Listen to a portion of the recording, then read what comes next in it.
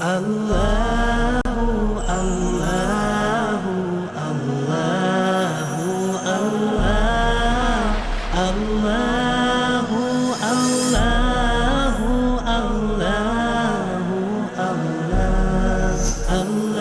الله الله لا إله إلا الله. بسم الله الرحمن الرحيم. قل إنما حرم ربي الفواحش ما ظهر منها وما بطن والإثم والبغي بغير الحق وأن تشركوا بالله ما لم ينزل به سلطانا وأن تقولوا على الله ما لا تعلمون. ولكل أمة أجل فإذا جاء أجلهم لا يستأخرون ساعة ولا يستقدمون. يا بني آدم إما يأتينكم رسل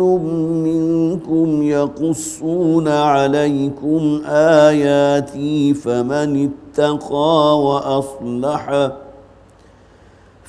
اتقى وأصلح فلا خوف عليهم ولا هم يحزنون. والذين كذبوا بآياتنا واستكبروا عنها أولئك أصحاب النار هم فيها خالدون. فمن أظلم ممن افترى على الله كذبا أو كذب بآياته أولئك ينالهم نصيبهم من الكتاب حتى إذا جاءتهم رسلنا يتوفونهم قالوا أين ما كنتم تدعون من دون الله قالوا ضلوا عنا وشهدوا على أنفسهم أنهم كانوا كافرين. قال ادخلوا في قد خلت من قبلكم من الجن والإنس في النار كلما دخلت أمة لعنت أختها حتى إذا اداركوا فيها جميعا قالت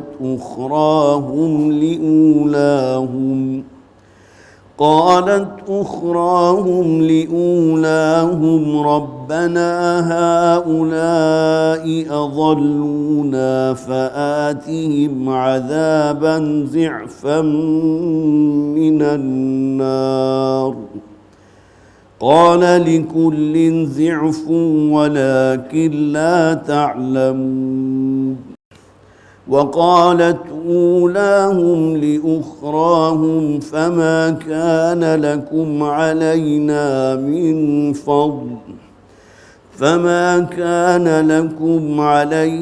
من فضل فذوقوا العذاب بما كنتم تكسبون. إن الذين كذبوا بآياتنا واستكبروا عنها لا تفتح لهم أبواب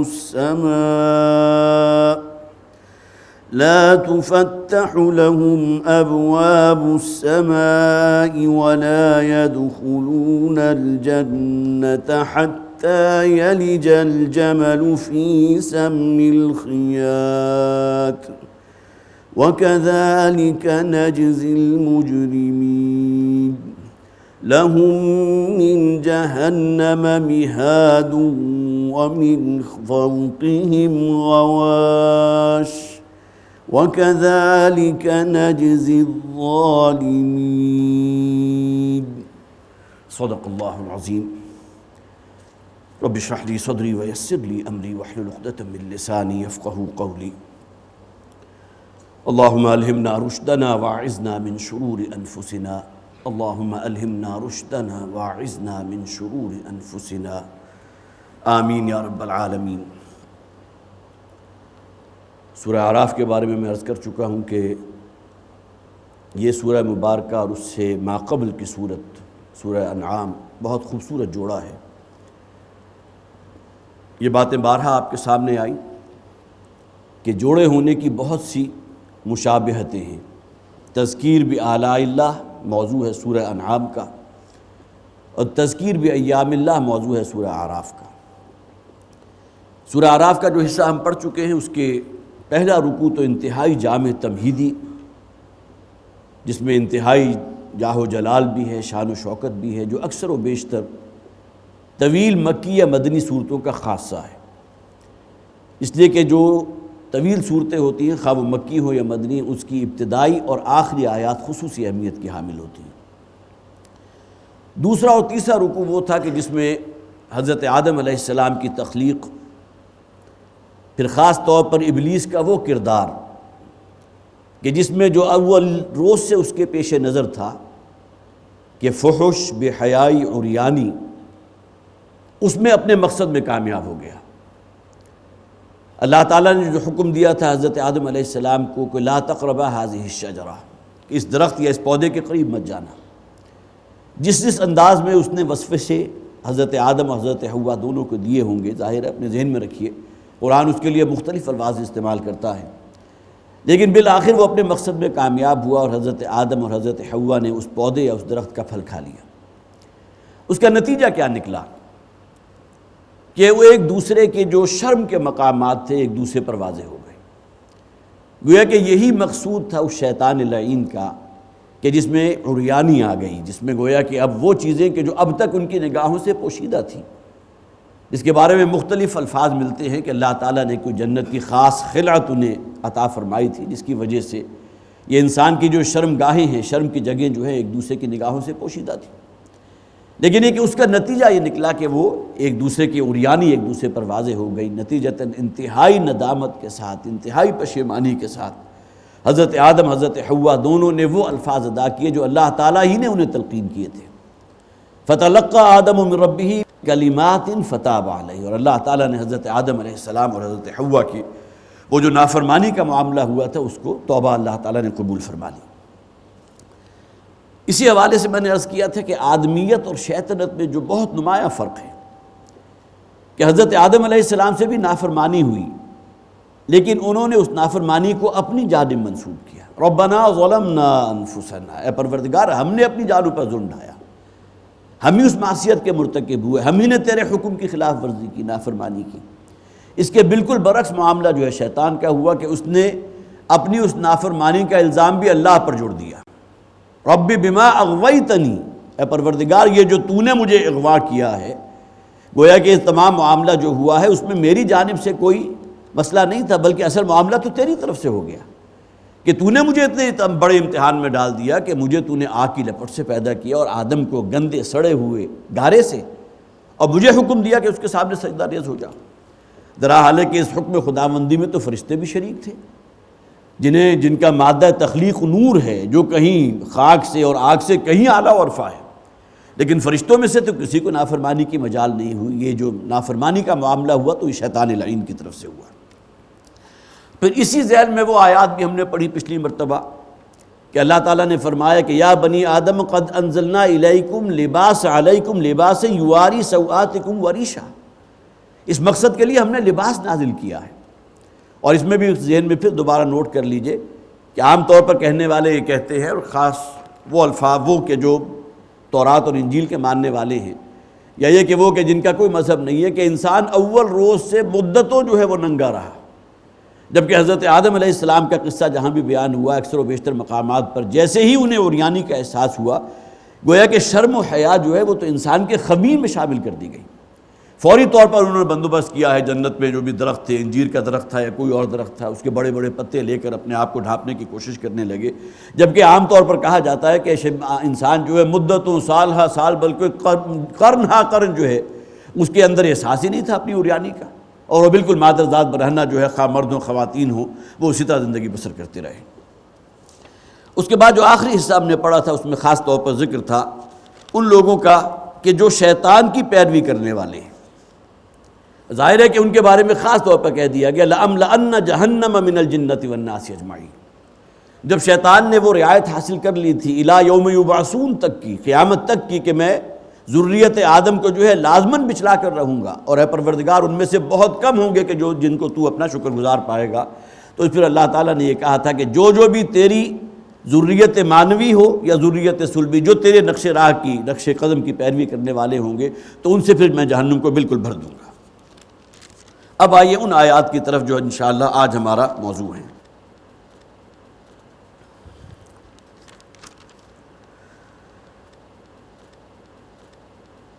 آیت نمبر 33 سے فرمایا قُلْ إِنَّمَا حَرَّمَ رَبِّيَ الْفَوَاحِشَ مَا ظَهَرَ مِنْهَا وَمَا بَطَنَ۔ دیکھیے اس آیت کا بھی بہت گہرا تعلق ہو گیا، اس لیے کہ جو مضمون پیچھے چل رہا تھا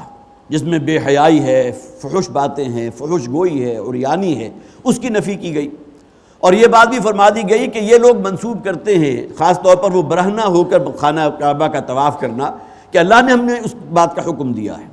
تو فرما دیا گیا تھا قُلْ أَمَرَ رَبِّي بِالْقِسْطِ، اے نبی ان سے کہہ دیجئے ان اللہ لا یأمر بالفحشاء، اللہ تعالیٰ تو ہرگز کسی بے حیائی کی بات کا ہے، کسی ایسی بات کا کہ جس کا تعلق فحش بات سے، اللہ تعالیٰ اس کا تو کبھی حکم نہیں دیتا۔ تو فرمایا قل انما حرم ربی الفواحش، اے نبی ان سے کہہ دیجئے کہ میرے رب نے تو ہر نوع کا فحش، ما ظہر منہا وما بطن، خواہ وہ علل اعلان کیا جاتا ہو، خواہ وہ چھپ کر کیا جائے۔ دیکھیے ایک وہ فحش جلی ہے جو علل اعلان کیا جاتا ہے، خاص طور پر قرآن حکیم میں حضرت لوط علیہ السلام کی قوم جن بدکاروں پر مشتمل تھے ان کا ذکر کیا گیا، کہ جس کے بارے میں الفاظ یہ موجود ہیں کہ وہ علل اعلان مجلسوں میں اپنے اس فعل کا ارتکاب کیا کرتے تھے۔ بدقسمتی یہ ہے کہ آج مغربی اقوام کو دیکھ لیجئے تو ان کے ہاں یہ چیز کسی درجے میں بھی ان کے اندر کوئی اپولوجیٹک انداز نہیں ہے۔ نیوڈ کلبز ان کے ہاں موجود ہیں، نیوڈ بیچز موجود ہیں، اور اس میں بڑا فخر ہوتا ہے کہ میں تو فلاں کلب کا ممبر ہوں، اور اس کلب کے اگر آپ حالات پڑھیں کہ اس کلب میں داخل ہونے کے بعد گویا کہ آپ اپنے کپڑوں کے اندر نہیں رہ سکتے، کپڑوں سے بالکل آزاد ہونا ہوگا۔ تو یہ وہ چیزیں جو علل اعلان کی جاتی ہے، جو گویا کہ اللہ تعالیٰ کے غصے کو اور اللہ کی بیزاری کو بہت بھڑکا دینے والا طرز عمل ہے۔ اور کچھ وہ فواحش ہیں جو مخفی طور پر کیے جاتے ہیں، جس طرح پہلے تو ہوا کرتا تھا کہ اگر کچھ اس قسم کے مقامات ہیں بھی تو خاص ایریاز جو ہیں، ریڈ لائٹ ایریاز جو ہیں وہ اس کے لیے مختص کر دیے گئے، لیکن اب آپ کو معلوم ہے کہ ہر علاقے کے اندر بڑے پوش علاقے جو ہیں ان کے اندر بھی وہ مراکز موجود ہیں۔ آپ کی خواہ وہ بالکل مڈل کلاس کا علاقہ ہے اس کے اندر بھی وہ مراکز موجود ہیں، جو گویا کہ لوگوں کو معلوم نہ ہو جائے، اگر معلوم ہو بھی جائے تو انہیں کسی قسم کی شرم و حیا کی جو اس میں ضرورت نہیں ہوتی۔ تو ما ظہر منہا وما بطن، وہ فحش کے جو علل اعلان کیے جائیں اور وہ کہ جو مخفی ہوں۔ والبغی، اور اسی طرح بغیر حق، وہ بغاوت، وہ سرکشی، وہ ناحق ظلم جو کسی پر کیا جائے بغیر حق۔ وَأَن تُشْرِكُوا بِاللَّهِ مَا لَمْ يُنَزِّلْ بِهِ سُلْطَانًا، اور اللہ نے تو اس بات کو بھی حرام قرار دیا ہے کہ اللہ کے ساتھ تم ان ہستیوں کو شریک ٹھہرا لو جس کے لیے تمہارے پاس کوئی دلیل موجود نہیں۔ اصل میں اللہ تعالیٰ کی سب سے بڑھ کر جو دلیل انسان کے اندر موجود ہے توحید کی، وہ اس کی فطرت ہے۔ انسان کی فطرت اس بات کی گواہی دیتی ہے کہ اس کائنات کا صرف ایک ہی مالک ہے، صرف ایک ہی خالق ہے۔ اس لیے کہ انسانی منطق کیا کہتی ہیں، اگر کہیں کسی بھی معاملے میں اگر آپ بالکل ٹاپ پر دو افراد کو بٹھا دیں گے تو نتیجہ کیا ہوگا؟ دنگا فساد ہوگا۔ کسی بھی انسٹیٹیوٹ کو اگر بھی کسی بھی معاملے میں اگر آپ کو صحیح طریقے پر لے کر چلنا ہے تو ٹاپ پر صرف ایک شخص ہوگا کہ جس کے ہاتھ میں حکم کا اختیار ہوگا۔ لہٰذا یہی معاملہ اس کائنات کا جو انتہائی نازک نظام ہے اس کو پیش نظر رکھیں۔ قرآن اس کو بطور عقلی منطق کے دلیل کے پیش کرتا ہے کہ اگر کہیں ایک کے سوا دو یا کئی اور الہ ہوتے تو لفسدتا، تو اس کائنات میں کبھی کا فساد جو ہے رونما ہو چکا ہوتا۔ یہ صرف ایک ہستی کا کنٹرول ہے کہ جس کی بنیاد پر انتہائی ڈسپلنڈ ہے، انتہائی نظم و ضبط ہے، ہر اعتبار سے جو ہے لسانس بھی آہستہ کہ نازک ہے بہت کام، آفاق کی اس کارگہ شیشہ گری کا۔ تو ان تشرکوا باللہ ما لم ينزل به سلطانا، اور اللہ نے اس بات کو بھی حرام ٹھہرایا کہ اللہ کے ساتھ شریک کرو تم ایسی ہستیوں کو جس کے لیے تمہارے پاس کوئی دلیل موجود نہیں۔ وان تقولوا علی اللہ ما لا تعلمون، اور اللہ پر وہ باتیں جڑ دو جس کے لیے تمہارے پاس کوئی علمی بنیاد نہیں۔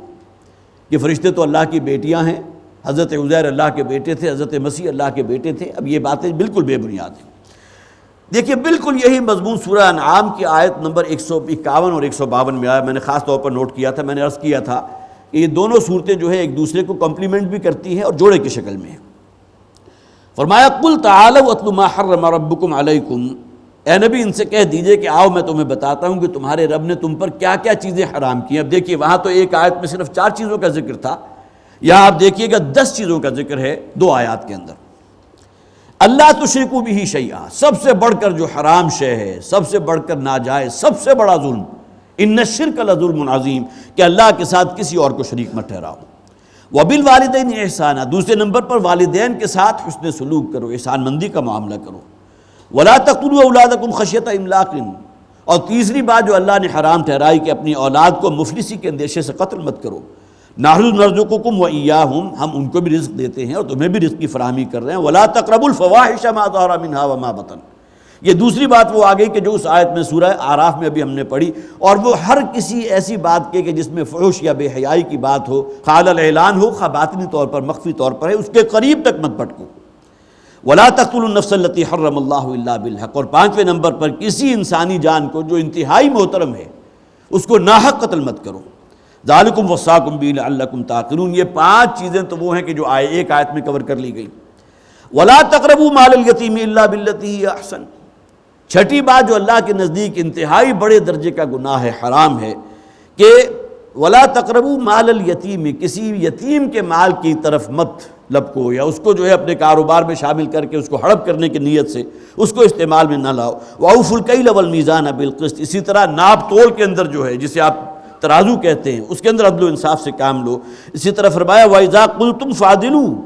جب بھی بات کرو تو عدل و انصاف کا دامن ہاتھ سے نہ چھوڑو۔ وَلَوْ كَانَ ذَا قُرْبَىٰ، خواہ وہ تمہارے اپنی قرابت داروں کے خلاف جا رہے ہو۔ وَبِعَهْدِ اللَّهِ أَوْفُوا، اللہ تعالیٰ سے جو بھی تم نے عہد کیا اس کو پورا کرو۔ یہ 10 باتیں ہیں کہ جس کے شروع میں کیپشن کیا دیا گیا تھا،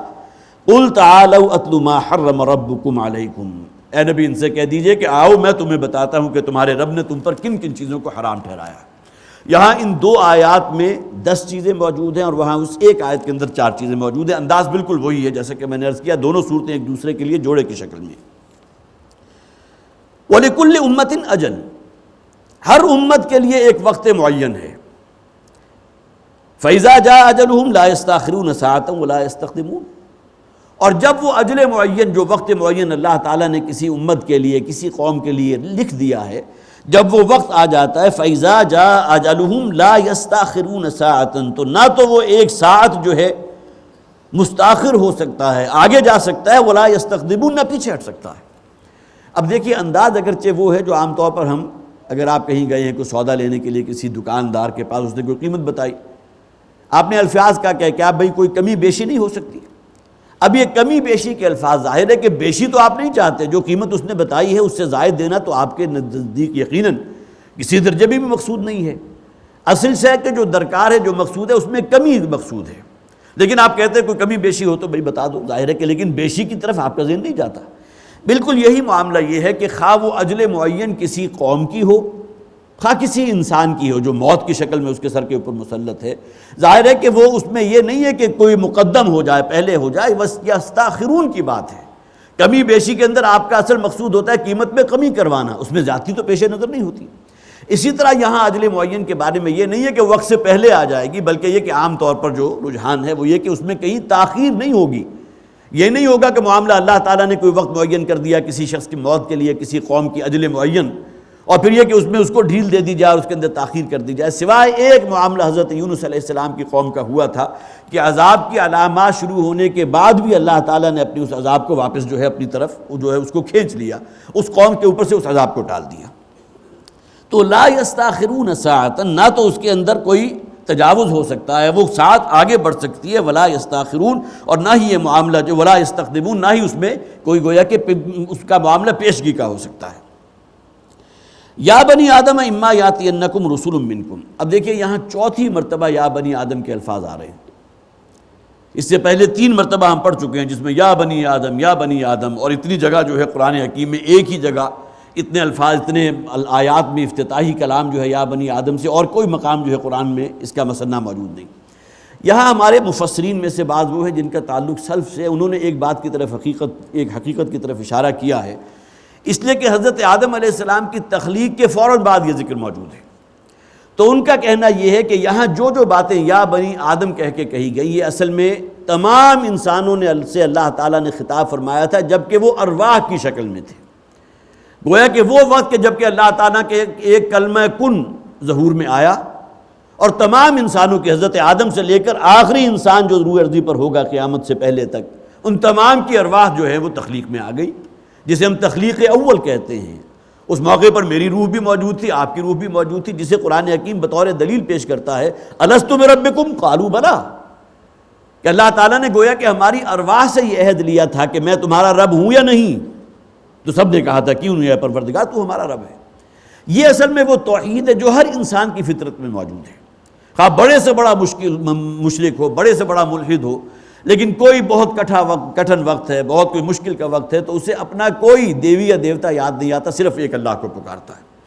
اور سب سے بڑھ کر قرآن حکیم نے بطور دلیل اس بات کو پیش کیا ہے کہ اے نبی صلی اللہ علیہ وسلم، اگر آپ ان مشرکین سے سوال کریں کہ اس کائنات کو، زمین و آسمان کو، چاند اور سورج کو کس نے پیدا کیا، لَيَقُولُنَّ اللَّهُ، وہ لازماً کہیں گے اللہ نے، اس لیے کہ انسان کی فطرت کے اندر توحید موجود ہے۔ تو یہ ارواح کے ساتھ یہ گویا کہ باتیں ہو رہی ہیں، تمام باتیں جس کے اندر ہوش سے بچنے کا ذکر بھی ہے، جس میں شرک کا ذکر بھی ہے، جو گویا کہ توحید ہے۔ اصل میں توحید وہ شمع ہے کہ جس کی کرنیں جو ہے نیک اعمال کی صورت میں، توحید سے جو شے بھی پھوٹے گی وہ نیکی کی بات ہوگی، خیر کی بات ہوگی۔ اس کے برعکس شرک سے جو شے بھی پھوٹے گی وہ بدی ہوگی، کفر ہوگا، معصیت ہوگی، گمراہی ہوگی، فقط ضل ضلالا بعیدا، دور کی گمراہی کی بات ہوگی۔ تو یا بنی آدم، یہ بنی آدم گویا کہ ارواح سے کہا جا رہا ہے، جبکہ وہ تمام ارواح اللہ کے سامنے موجود تھی جنود مجندہ کی شکل میں۔ اما یاتینکم رسول منکم، اگر تمہارے پاس میری طرف سے کوئی رسول آئے جو تمہیں میں سے ہوگا، یقصون علیکم آیاتی، کہ جو تمہیں سنائے، قصہ یقصو آتا ہے کسی شے کا سنا دینا، ظاہر ہے جو رسول بھی آیا اس کے پاس اللہ کی الہامی کتاب ہے اور اس میں سے وہ پڑھ کر سنا رہا ہے۔ یقصون علیکم آیاتی، جو تم پر میری آیات کی تلاوت کرے گا، تمہیں میری آیات سنائے گا، فمن اتقی واصلح، تو جو شخص بھی متقی ہوگا اور اس نے اپنے احوال کی اصلاح کر لی ہوگی، نیک اعمال کرنے والا ہوگا، فلا خوف علیہم ولا هم یحزنون، تو اب ان لوگوں کے لیے نہ تو کوئی خوف ہے اور نہ ہی وہ کسی غم اور حزن و ملال کا شکار ہونے والے ہیں۔ یہاں خاص طور پر نوٹ کیجئے کہ جس ہدایت کی طرف یہاں اشارہ کیا گیا، یہ علم کی عموماً دو اقسام بیان کی جاتی ہیں، علم الابدان اور علم الادیان۔ جہاں تک معاملہ ہے علم الابدان کا، جس میں تمام فزیکل سائنسز آ گئیں، پوٹینشلی حضرت آدم علیہ السلام کے اندر اللہ تعالیٰ نے وہ علم ودیت کر دیا تھا۔ وَعَلَّمَ آدَمَ الْأَسْمَاءَ كُلَّهَا، یہ کلہا کے الفاظ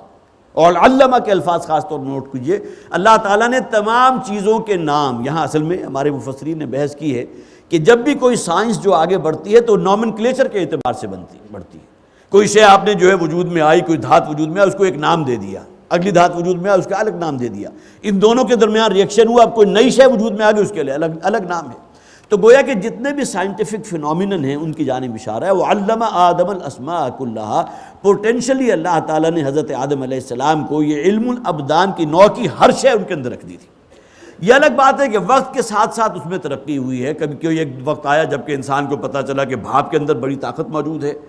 تو اس کو یوٹیلائز کرنا چاہیے، پھر اس کے بعد وقت آیا کہ انسان کو معلوم ہوا نیوکلیئر پاور، یہ تو ہر ایٹم کے اندر اتنی پاور موجود ہے جس کا آپ تصور نہیں کر سکتے۔ یہ ایکسفولیشن ہے اصل میں اس علم کی، علم الابدان کی، جو اللہ تعالیٰ نے حضرت آدم علیہ السلام کے اندر ودیت فرما دیا تھا۔ دوسرا ہے علم الادیان، جس کا تعلق علم روح سے ہے، علم دین سے ہے، علم آخرت سے ہے۔ اس کے بارے میں فرمایا گیا اما یاتینکم رسل منکم یقصون علیکم آیاتی، اس کا تعلق علم الابدان سے ہے، علم وحی سے ہے،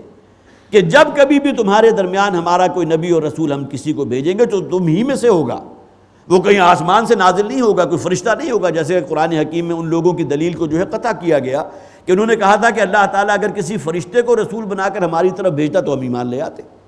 بڑی منطقی سی بات تھی۔ اللہ تعالیٰ فرماتے ہیں کہ اگر اس زمین کے اوپر فرشتے بس رہے ہوتے تو اللہ تعالیٰ کسی فرشتے کو رسول بنا کر بھیجتا، اس لیے کہ فرشتے کا رسول بنا کر بھیجنا گویا کہ فرشتوں کی جماعت کے لیے اتمام حجت ہوتا۔ اب چونکہ اس روئے ارضی پر انسان بس رہے ہیں، ان کی حجت کیسے تمام ہوگی جب تک کہ کسی انسان کو رسول بنا کر نہ بھیجا جائے؟ تو یہ بڑی منطقی دلیل ہے۔ تو اس حوالے سے خاص طور پر کہا گیا اما یاتینکم رسل منکم، جب بھی تمہارے درمیان کوئی رسول آئیں جو تم ہی میں سے ہوں گے، یقصون علیکم آیاتی، جو ہماری آیات کی تمہارے سامنے تلاوت کریں گے، تمہیں پڑھ کر سنائیں گے، فمن اتقی واصلح فلا خوف علیہم ولا هم یحزنون، تو گویا کہ جو لوگ بھی ان کی تصدیق کریں گے اور جو لوگ بھی اپنا اصلاح حال کر لیں گے، وہ تعلیمات جو رسول لے کر آئے، جو نبی لے کر آئے، ان پر عمل پیرا ہو جائیں گے، فلا خوف علیہم ولا هم یحزنون، ان کا دنیا بھی میں بھی یہ معاملہ ہوگا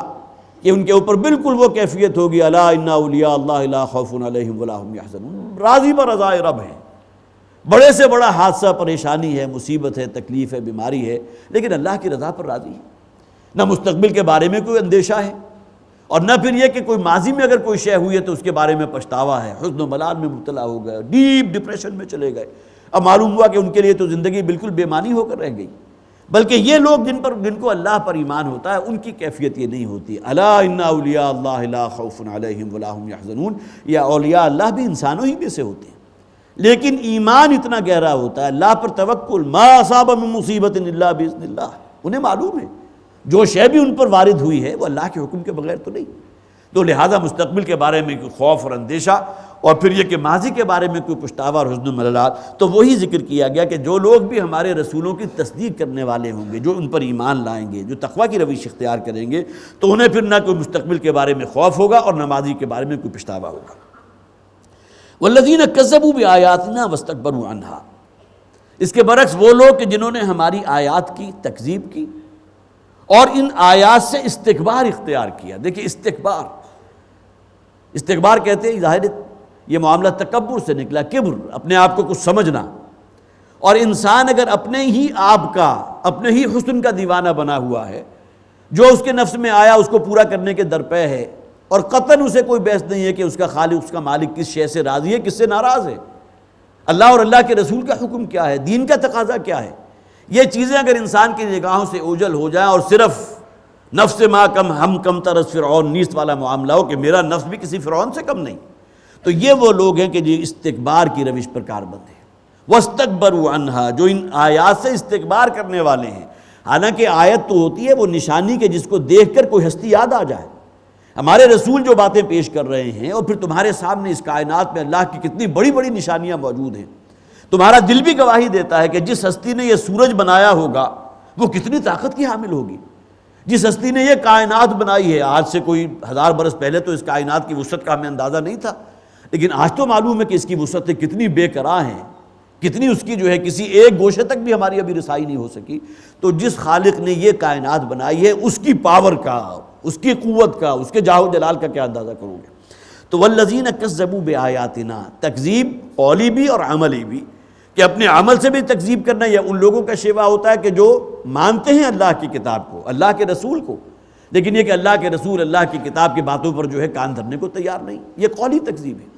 اس لیے کہ یہود نے کبھی تورات کا انکار نہیں کیا، لیکن سورہ جمعہ میں فرمایا گیا مثل الذین حملوا التوراۃ ثم لم يحملوها كمثل الحمار يحمل اسفارا، اور آخر میں فرمایا گیا بئس مثل القوم الذین کذبوا بآیات اللہ۔ حالانکہ یہود نے تو کبھی تورات کا انکار نہیں کیا، وہ تو اسے بڑی مقدس کتاب جانتے تھے جس طرح ہم قرآن کو جانتے ہیں، اسی طرح چومتے تھے، اگر گر جائے تو اس کے عوض جو ہے گندم خیرات کیا کرتے تھے، اور بہت بہترین ریشمی غلافوں کے اندر لپیٹ کر اس کو رکھا کرتے تھے۔ لیکن یہ کہ یہاں جو شاید تکذیب کہا گیا وہ کون سی تکذیب ہے؟ بئس مثل القوم الذین کذبوا بآیاتنا، یہ تکذیب کر رہے ہیں، یہ اصل میں قولی تکذیب نہیں ہے، عملی تکذیب ہے۔ یہی معاملہ الا ماشاء اللہ ہمارا قرآن حکیم کے ساتھ ہے کہ مانتے تو ہیں ہم یہ اللہ کا کلام ہے، اللہ کی کتاب ہے، لیکن یہ کہ اس کی رہنمائی ہمارے لیے مشعل راہ نہیں ہے، اس رنگ میں اپنے آپ کو رنگنے کو تیار نہیں ہے۔ اس نے ایک مکمل نظام دیا ہے، مکمل دین ہے، ہمارا معاشرتی نظام ہے، ہمارا معاشی نظام ہے، ہمارا سیاسی نظام ہے، ہمارا طرز بود و باش ہے۔ لَقَدْ كَانَ لَكُمْ فِي رَسُولِ اللَّهِ أُسْوَةٌ حَسَنَةٌ، اللہ کے رسول کی زندگی میں ایک مکمل اور بھرپور نمونہ موجود ہے۔ لیکن اگر یہ چیزیں ہمارے لیے رہنمائی کا ذریعہ نہیں ہیں تو اس کے معنی کیا ہوئے کہ ہم قولاً تو ان باتوں کو مانتے ہیں لیکن عملاً اس کی تکذیب کر رہے ہیں۔ وَالَّذِينَ كَذَّبُوا بِآيَاتِنَا وَاسْتَكْبَرُوا عَنْهَا أُولَٰئِكَ أَصْحَابُ النَّارِ هُمْ فِيهَا خَالِدُونَ، یہ وہ لوگ ہیں کہ جو اب آگ والے ہیں اور اس میں رہیں گے ہمیشہ ہمیش کے لیے۔ فَمَنْ أَظْلَمُ مِمَّنِ افْتَرَىٰ عَلَى اللَّهِ كَذِبًا أَوْ كَذَّبَ بِآيَاتِهِ، اس شخص سے بڑھ کر ظالم کون ہوگا جو اللہ تعالیٰ پر جھوٹ باندھ رہا ہو۔ یہ افطرا پردازی کسے کہتے ہیں؟ مفتر، وہ کہ جو افطرا کیا گیا ہو، افطرا کرنے والا۔ سب سے بڑھ کر یہ کہ کسی جھوٹی بات کو اللہ کی طرف منسوب کر دینا، جس طرح کہ پچھلے ہی رکوع میں ہم نے پڑھا کہ خانہ کعبہ کے گرد برہنہ طواف کرنے کو یہ کہتے تھے اللہ تعالیٰ نے اس بات کا ہمیں حکم دیا ہے، تو اس کا جواب کیا دیا گیا؟ قل ان اللہ لا یأمر بالفحشاء۔ بڑی منطقی بات ہے، بڑی عقلی بات ہے۔ کیسے ممکن ہے کہ اللہ تعالیٰ کسی فحش اور بے حیائی کے کام کا ارتکاب اس کا حکم دے گا؟ اسی طرح فرشتوں کے بارے میں یہ باتیں منسوب کر دینا کہ اللہ کی بیٹیاں ہیں، اگرچہ کسی کو اس کی ہمت تو نہیں ہو کہ کسی کے بارے میں انہوں نے کہا ہو کہ یہ تو اللہ کی بیوی ہے، معاذ اللہ ثم معاذ اللہ۔ فَلَن تَقُل لَّهُ صَاحِبَةٌ، قرآن نے اس کو بطور دلیل پیش کیا ہے، تم نے اللہ کی جانب منسوب کر دیا بیٹے اور بیٹیاں، درا حالانکہ اس کی کوئی جورو یا اس کی کوئی بیوی تو نہیں ہے۔ یہ سلسلہ نسل آگے چلتا ہے تو گویا کہ مرد اور عورت کے تعلق سے چلتا ہے، آگے اولاد بنتی ہے تو اس بنیاد پر بنتی ہے، لیکن کسی کو اس کی ہمت نہیں ہوئی کہ اللہ کی جانب منسوب کرے کہ فلاں تو اللہ کی بیوی تھی، اللہ کی جورو تھی، بلکہ اللہ کے لیے بیٹے اور بیٹیاں تصنیف کر دی۔ اب یہ بہت بڑی افتراء پردازی ہے کہ جس کے مرتکب ہوئے اہل مکہ، جو فرشتوں کو اللہ کی بیٹیاں سمجھتے تھے۔ اسی طرح پھر یہ کہ دیویاں ہیں، دیوتا ہیں جنہیں اللہ تعالیٰ نے اپنی الوہیت میں شامل کر لیا، ساجی ہیں اس کی شریک ہے، گویا کہ اللہ نے کسی دیوی کو یہ اختیار دے دیا ہے کہ ہاں اس کی جا کر ڈنڈوت کرو، اس کے لیے نظر نیاز کرو، اس کے نام کے چڑھاوے چڑھاؤ تو تمہاری فلاح حاجت پوری ہو جائے گی۔ یہ تمام چیزیں وہ ہیں کہ جو اللہ تعالیٰ پر افتراء پردازی ہے۔ فمن اظلم ممن افترى علی اللہ کذبا، اس شخص سے بڑھ کر ناانصاف اور ظلم کا مرتکب کون ہوگا جو اللہ پر جھوٹ باندھ رہا ہو، او کذب بآیات، یا اللہ کی آیات کی تکذیب کر رہا ہو۔ اولئک ینالہم نصیبہم من الکتاب، یہ وہ لوگ ہیں کہ جنہیں ان کا حصہ اس کتاب میں سے، وہ کتاب کون سی ہے؟ اعمال نامہ۔ ان کی یہ جو بدکاریاں ہیں، جو سیاہکاریاں ہیں، جو نظریے اور عقیدے کے شرک ہے، اس کی بنیاد پر جو کچھ انہوں نے کیا ہے، جس طرح اپنی بساط جمائی ہے، ان تمام چیزوں میں سے اس کا حصہ جو ہے پورا بھرپور سزا ان کو مل کر رہے گی۔ حتی اذا جاءتہم رسلنا، اب وہ وقت یاد کرو جب کہ آئیں گے ان کے پاس ہمارے بھیجے ہوئے۔ اب یہاں رسولنا اگلا حصہ جو ہے اس کی وضاحت کر رہا ہے کہ اللہ تعالیٰ یہاں رسول کہہ رہا ہے اس فرشتے کو جو اس کی روح قبض کرنے کے لیے آیا، یتوفونہم، کہ جو ان کو وفات دینے والے ہوں گے، جو ان کی روح قبض کرنے والے ہوں گے۔ قالوا این ما کنتم تدعون من دون اللہ، تو وہ آئیں گے جو اس کی روح قبض کرنے کے لیے، وہ فرشتے اس سے کہیں گے کہ کہاں ہیں وہ ہستیاں تمہاری، وہ شریک جن پر تمہیں بڑا مان تھا، جنہیں تم نے اللہ کے سوا اپنا معبود بنا رکھا تھا۔ قالوا ضلوا عنا، وہ کہیں گے کہ وہ آج ہم سے سب غائب ہو گئے، آج وہ کہیں نظر نہیں آ رہے جن کے اوپر ہمیں بڑا مان تھا کہ بڑی سفارشی ہوں گی ہماری، یہ دیویاں ہماری سفارش کریں گے اللہ کے سامنے۔ قالوا ضلوا عنا وشہدوا علی انفسہم انہم کانوا کافرین، اور وہ اس بات کا اقرار کر لیں گے، یہاں خاص طور پر نوٹ کیجئے، شہدوا علی انفسہم، اپنی جانوں پر اس بات کی گواہی دیں گے، اپنے خلاف یہ گواہی دیں گے، انہم کانوا کافرین، کہ یقیناً انہی نے کفر کیا تھا، وہی مشرک تھے۔ یہاں نقشہ کھینچا گیا اصل میں ان لوگوں کا، ظاہر ہے کہ جتنے بھی کفار اور مشرکین تھے، ان کے سردار تھے، ان کے بڑے تھے، جب بھی کسی کے اوپر وہ آخری وقت آتا تھا نزع کا عالم، تو ان کی نگاہوں کے سامنے ہوتا تھا۔ جس قسم کی کیفیت سے وہ دوچار ہوتے ہوں گے یا جو کیفیت ان کے اوپر بیتتی ہوگی، تو یہاں نوٹ کروایا گیا کہ ایک وقت تمہارے اوپر بھی آنے والا ہے کہ جب ہمارے وہ فرستادہ، وہ فرشتے جو اللہ تعالیٰ نے گویا کہ متعین کیے ہوئے انسانوں کی ارواح کو قبض کرنے کے لیے، حضرت اسرائیل علیہ السلام ان کی ایک نمائندہ شخصیت ہے علیہ السلام، لیکن یہ کہ اس کے علاوہ اور کتنے ہی ہوں گے۔ حضرت اسرائیل اسی لمحے سینکڑوں نہیں ہزاروں انسانوں کی روحیں قبض ہو رہی ہوں گی، اس لیے کہ آپ کو معلوم ہے 1 منٹ میں عام طور پر یہ فگرز آتی ہیں کہ 1 منٹ میں اتنے ہزار انسان پیدا ہوتے ہیں، اتنے ہزار جو ہیں وہ اس دنیا سے کوچ کر جاتے ہیں، تو اس لمحے بھی کتنے انسانوں کی روحیں قبض ہو رہی ہوں گی، تو لہٰذا صرف ایک فرشتہ جو ہے حضرت اسرائیل تو اصل میں نمائندہ فرشتہ ہے۔ یہاں جو فرمایا کہ حتی اذا جاءتہم رسلنا، یہاں گویا کہ جمع مراد لے کر اس بات کی طرف اشارہ کیا گیا کہ اللہ تعالیٰ نے متعدد فرشتے اس کام کے لیے مبعوث فرما رکھے ہیں جو انسانوں کی روحوں کو نکالتے ہیں۔ تو وہ وقت کہ جب تمہارے اوپر بھی آئے گا اور اس موقع پر تمہارا کوئی ملجا و ماوا نہیں ہوگا۔ اور اس کی بھی بڑی پیاری حضرت برا ابن عازب رضی اللہ تعالیٰ عنہ سے مروی ایک حدیث ہے، بڑی طویل حدیث ہے، جو حضرت امام عماد الدین جو ابن کثیر میں لے کر آئے اپنی تفسیر میں۔ اس کا مفہوم میں آپ کے سامنے رکھ رہا ہوں، اور بھی متن تو اس وقت میرے سامنے بھی نہیں ہے، لیکن یہ کہ بہرحال اس کا اصل مفہوم میں آپ کے سامنے واضح کرنا چاہتا ہوں۔ وہ فرماتے ہیں حضرت برا ابن عازب رضی اللہ تعالیٰ عنہ، ایک موقع پر ہم حضور کے ساتھ مدینہ سے باہر نکلے تو ہمارا گزر ایک قبرستان میں سے ہوا، تو ایک قبر کے قریب سے گزرتے ہوئے حضور رک گئے، اور اس موقع پر آپ نے 3 مرتبہ یہ ارشاد فرمایا، جو بھی صحابہ، حضرت برا بھی ان میں شامل تھے اور بھی بہت سے صحابہ ہوں گے، ان سے مخاطب ہو کر حضور نے 3 مرتبہ ارشاد فرمایا، عذاب قبر سے پناہ مانگو، عذاب قبر سے پناہ مانگو، عذاب قبر سے پناہ مانگو۔ اب صحابہ کرام جو ہے وہاں رک گئے، اور ظاہر ہے کہ حضور کا حکم تھا، تو جو بھی الفاظ ہوں گے انہوں نے فوری طور پر اللہ کی پناہ مانگی ہوگی کہ اللہ ہمارے اوپر وہ وقت نہ آئے کہ ہم بھی عذاب قبر کے اندر مبتلا ہوں۔ پھر حضور نے اس موقع پر ارشاد فرمایا کہ جب اللہ کے کسی مومن اور متقی بندے کی روح قبض ہوتی ہے، جب وہ آخری لمحہ اس کے اوپر آتا ہے، تو اللہ تعالیٰ اسے دکھا دیتا ہے فرشتوں کی ایک بہت بڑی جماعت، جو بہت ہی روشن چہرے والے ہیں، بہت ہی جسے آپ کہیے کہ خوش آئند چہروں والے، خوش آمدید کہتے ہوئے اہلا و سہلا و مرحبا الفاظ اس حدیث کے کہ تا حد نگاہ فرشتوں کی ایک جماعت ہے کہ جو اسے ویلکم کرنے کے لیے موجود ہے، اور اس کے اثرات اس مردے کے اوپر جو اس وقت عالم نزع سے دوچار ہے، جس کی روح اب نکلنے والی ہے، اس کی شخصیت کے اوپر بھی ہوتے ہیں۔ ایک مسکراہٹ جو ہے، جو مرگ آیا تبسم پر لبے اوست، یا آپ نے اپنی نگاہوں سے بھی مطالعہ کیا ہوگا، بہت سے چہرے جو ہیں جب عین آخری وقت پہ اس کے اوپر مسکراہٹ ہوتی ہے، گویا کہ کچھ خیر مقدم کرنے کے لیے کوئی نادیدہ ہستیاں ان کے سامنے ہیں کہ جو انہیں نظر آ رہی ہیں لیکن بقیہ لوگوں کو نظر نہیں آ رہی۔ اور ان فرشتوں کے پاس ایک انتہائی پاکیزہ کپڑا ہوتا ہے جس سے جنت کی خوشبوئیں معطر ہوتی ہیں، اور اتنی خوشبو ہوتی ہے کہ وہ پورا ماحول، یہ پوری کائنات اسے بھر جاتی ہے۔ لیکن ظاہر ہے کہ یہ تمام چیزیں عالم غیب کی ہیں، اس خوشبو کو وہ کہ جس کے اوپر وہ عالم نزع ہے وہ تو محسوس کر سکتا ہے، لیکن باقی ارد گرد جو لوگ موجود ہیں وہ تو محسوس نہیں کر سکتے۔ پھر فرشتے آتے ہیں اور انتہائی نرم روئی کے ساتھ اس کی روح کو نکال لیتے ہیں۔ اس حدیث میں الفاظ ہیں، اور روح اس طرح نکل جاتی ہے جس طرح پانی سے بھرے ہوئے مشک میں سے ایک قطرہ ٹپک گیا، اور اس معطر کپڑے کے اندر اللہ تعالیٰ ان فرشتوں کو حکم دیتا ہے، اس روح کو لے کر وہ عالم بالا کی طرف سفر کرتے ہیں۔ اب جس جگہ سے بھی گزرتے ہیں وہاں فرشتوں کی جماعت موجود ہے، جیسے کہ حضور نے فرمایا اس کائنات میں تو چپا بھر جگہ بھی ایسی موجود نہیں جہاں اللہ کا کوئی فرشتہ موجود نہ ہو اور اس کی حمد و ثنا نہ کر رہا ہو۔ تو فرشتے کہتے ہیں کس پاک باز شخص کی روح ہے، کس نیک اور متقی شخص کی روح ہے، پوری فضا معطر ہے، تاکہ اللہ کے حضور پیش کی جاتی ہے، اور اللہ تعالیٰ فرماتے ہیں کہ اس روح کو علیین میں داخل کر دو۔ اس کے برعکس فاسق و فاجر شخص، گناہگار شخص، مشرک شخص، کافر، اب اس میں جو تخصیص ہے وہ کسی یہودی کی یا کسی عیسائی کی یا نصرانی کی نہیں ہے، بلکہ فاسق و فاجر کی بھی ہے، خواہ وہ مسلمان ہو، لیکن یہ کہ اگر اس کے کردار، اس کی سیرت جو ہے وہ کفار اور فاسق اور فجار اور مشرکین سے کم نہ ہو تو وہ بھی اسی کیٹیگری کا ہے۔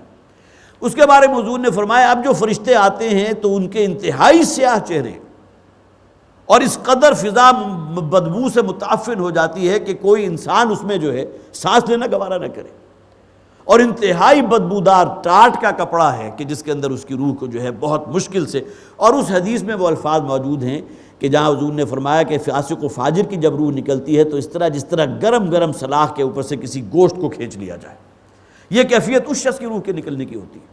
اس کے بعد اس بدبودار کپڑے کے اندر اس روح کو لپیٹ کر جو ہے جب پیش کیا جاتا ہے رب کے حضور، تو جہاں جہاں سے وہ گزرتی ہے پوری فضا متعفن، سانس لینا دوبر،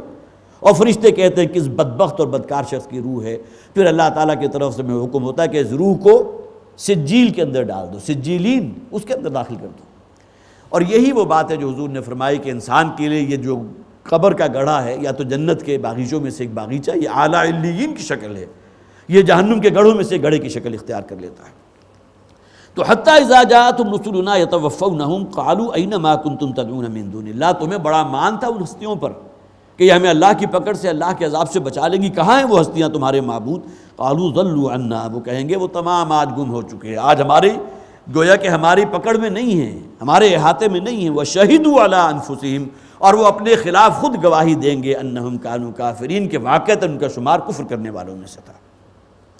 قالت خلوا فی امم قد خلت من قبلکم من الجن والانس، اور اب کہا جائے گا کہ داخل ہو جاؤ ان امتوں کے اندر۔ امت کی جمع ہے، اب وہ تمام اقوام کے جو پہلے قوم عاد ہے، قوم سمود ہے، جن کا وہ انجام ہے۔ ابھی نوٹ کیجئے کہ ابھی وہ قیامت نہیں آئی، اس سے پہلے کے حالات و واقعات ہیں کہ جن کے لیے جہنم کی آگ کا ذکر کیا گیا۔ یہاں بالکل انطباق ہو گیا حضور کی اس حدیث کا کہ انسان کے لیے وہ قبر کا گڑھا جو ہے جہنم کے گڑھوں میں سے گڑھے کی شکل اختیار کر لیتا ہے۔ تو قالت خلوا فی امم قد خلت من قبلکم، کہا جائے گا اللہ تعالیٰ کی طرف سے اب داخل ہو جاؤ، کہ جس میں وہ امتیں داخل کی گئی تھیں جو تم سے پہلے تھیں، من الجن والانس، جن کا معاملہ جنات میں سے بھی تھا اور انسانوں میں سے بھی تھا، فی النار، اس جہنم کی دہکتی ہوئی آگ میں، کلما دخلت امت لعنت اختہا، اور جو ہی کوئی نئی جماعت جہنم میں داخل ہوگی تو وہ پہلے جو جماعت وہاں موجود تھی جہنم کی آگ کے اندر، وہ لعنت کرے گی اپنی اس آنے والی جماعت پر۔ اختہا کے لفظ کو نوٹ کیجئے، اخت بہن کو کہتے ہیں، لیکن یہ کہ وہ ہم مشرب اقوام یا ایک جیسا طور اتوار اختیار کرنے والی اقوام یا گروہ، ان کے لیے بھی اخت کا لفظ آتا ہے، بلکہ یہ کہ حضور نے اپنی ایک حدیث کے اندر ہم مضمون یہ جو صورتیں ہیں ان کے لیے بھی اخت کا، بہن کا لفظ استعمال کیا۔ شیبتنی ہود و اخواتھا، سورہ ہود اور اس کی ہم مضمون بہن جو اور صورتیں، انہوں نے مجھے بوڑھا کر دیا، اس لیے کہ ان میں ان قوموں کے احوال و واقعات ہیں جن پر اللہ تعالیٰ کا عذاب نازل ہوا تھا۔ تو لعنت اختہا، تو وہ اپنی دوسری امت جو آنے والی ہے اس پر لعنت کرے گی، حتیٰ اذا ادارکوا فیہا، یہاں تک کہ جب وہ آپس میں دونوں کے دونوں گڑمڑ ہو چکے ہوں گے، پہلی جماعتیں بھی اور یہ آنے والی نئی جماعت جہنم کے اندر، قالت اخراہم لاولاہم، تو یہ آنے والے جو ہیں جو بعد میں داخل ہوئے تھے وہ پہلے والوں سے کہیں گے ربنا ہؤلاء اضلونا، اے پروردگار یہ وہ لوگ ہیں جو ہمارے سے پہلے تھے جنہوں نے ہمیں گمراہ کیا، فآتہم عذابا ضعفا من النار۔ یہاں نوٹ کیجئے، یہ ہمیشہ سے معاملہ رہا ہے کہ ایک شخص اگر خود گمراہ ہے، گم کردہ راہ ہے، ضلالت اور گمراہی کے رستے کے اندر شکار ہو چکا، تو اب وہ اپنے آنے والوں کے لیے گویا کہ پیش بینی کا اہتمام کر رہا ہے، پیش قدمی کر رہا ہے، آنے والے اپنے بعد آنے والوں کے لیے کر رہے ہیں۔ لہٰذا ایسا نہیں ہے کہ صرف ایک دوسرے کے اوپر الزام لگا کر فارغ ہو جائے، بلکہ ان میں سے جو امت موجود ہے وہ اپنے سے پہلے والوں پر، اور یہ جو پہلے والوں پہ کر رہی ہے اس کے بعد آنے والی ان کے اوپر جو ہے لعنت کرے گی، اس لیے کہ جو خود بھی رہے فقط ضلوا ضلالا بعیدا، خود بھی گمراہ ہوئے، صدا یصدو کا لفظ آتا ہے عربی زبان میں گمراہ ہونے کے لیے اور دوسروں کو گمراہ کرنے کے لیے، یہی معاملہ خود بھی گمراہ ہوئے اور پھر یہ کہ دوسروں کو بھی گمراہ کیا۔ اب یہ وہ شے ہے کہ جس کے بارے میں ان سے کہا جا رہا ہے کہ اے پروردگار ربنا ہؤلاء یضلون فآتہم عذابا ضعفا من النار، اے پروردگار ان کو تو دگنا عذاب جو ہے آگ کا چکھا،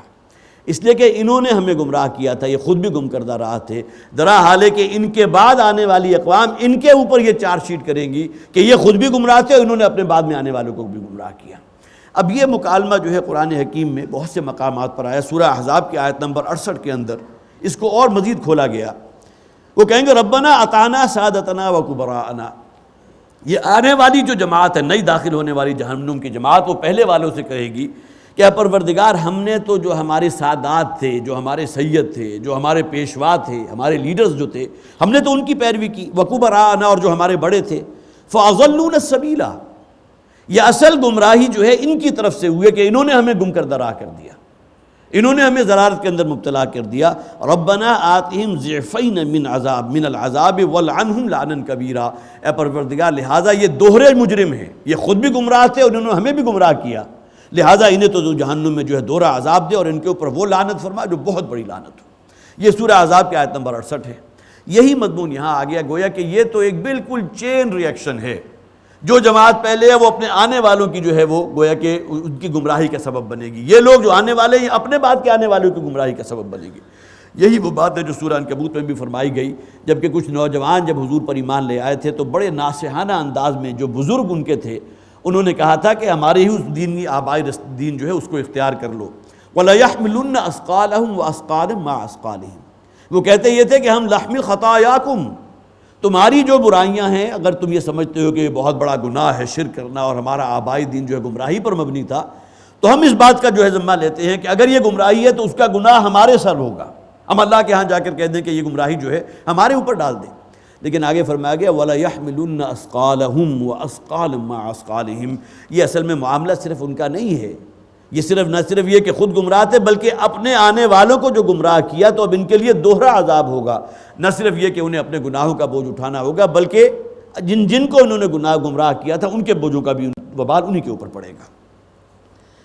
تو ربنا ہؤلاء یضلون، اے پروردگار یہ وہ لوگ تھے ہمارے پیشوا، ہمارے مذہبی لیڈرز،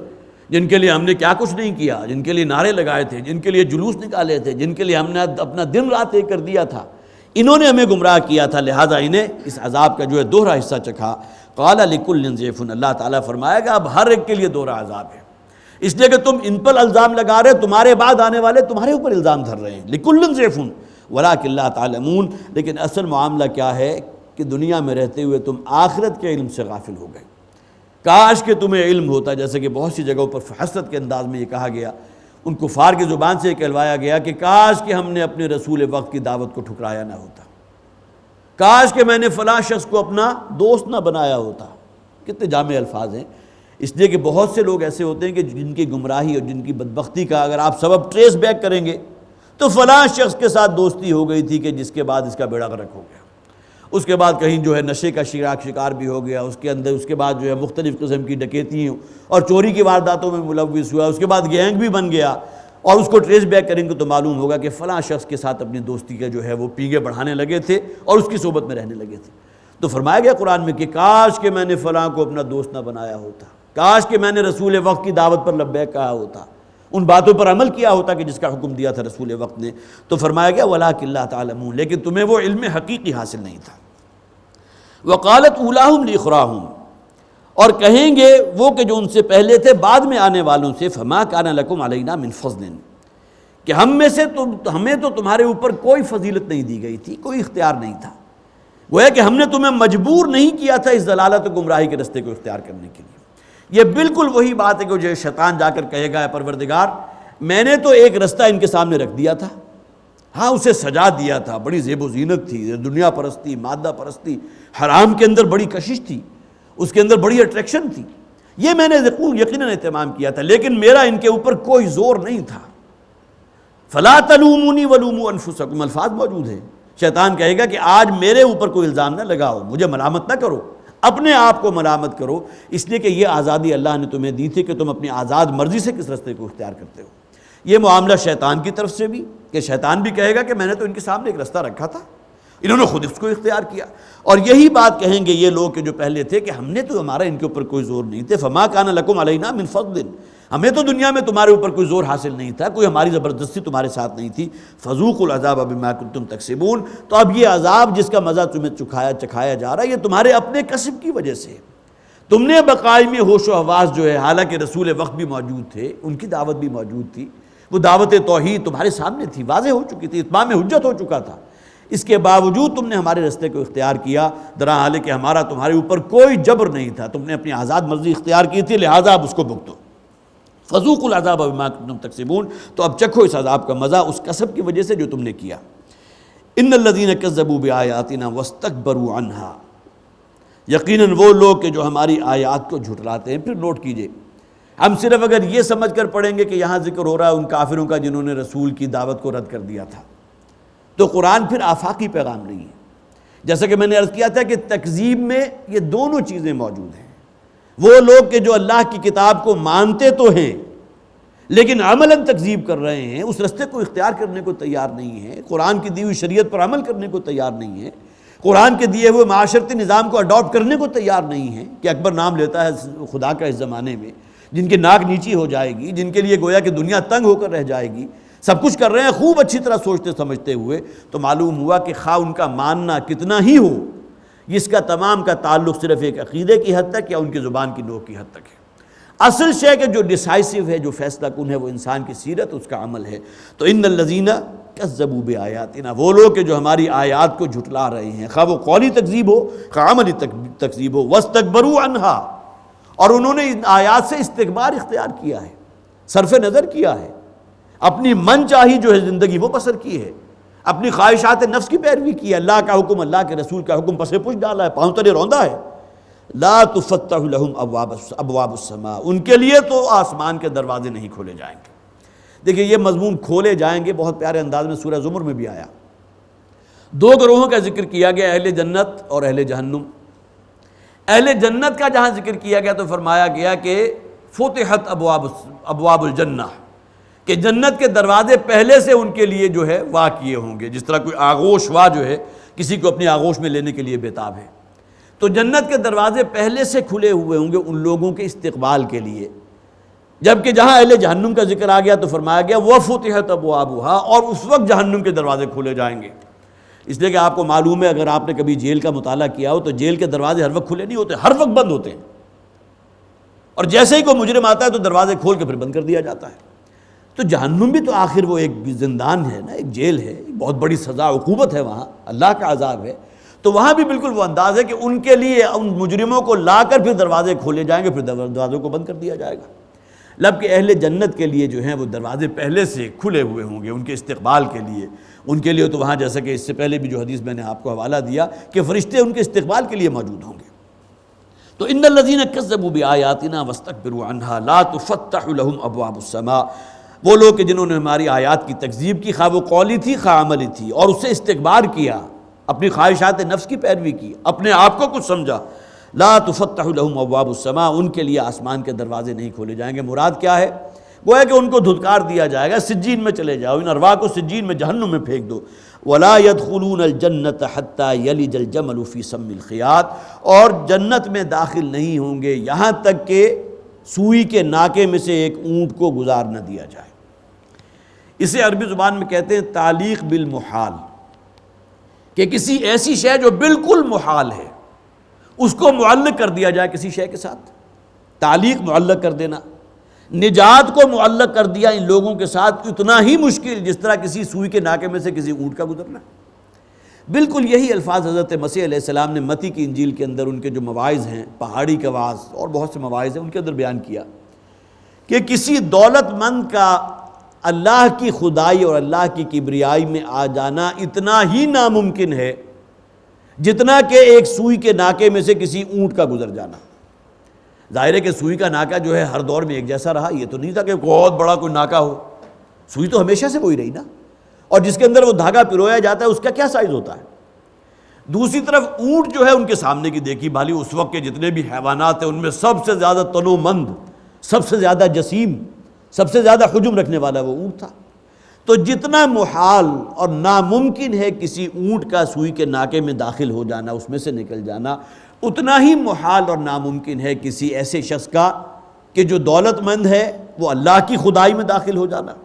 یا وہ شخص کہ جس کا یہاں ذکر کیا گیا جو ہماری آیات کی قولی یا عملی تکذیب کر رہا ہے اور استکبار اور کبر اور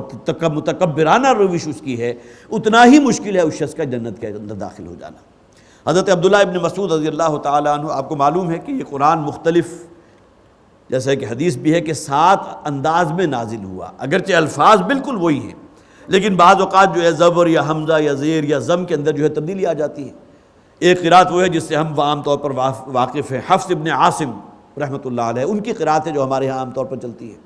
لیکن عرب ممالک کے اندر ورش عن نافع کی قرات ہے.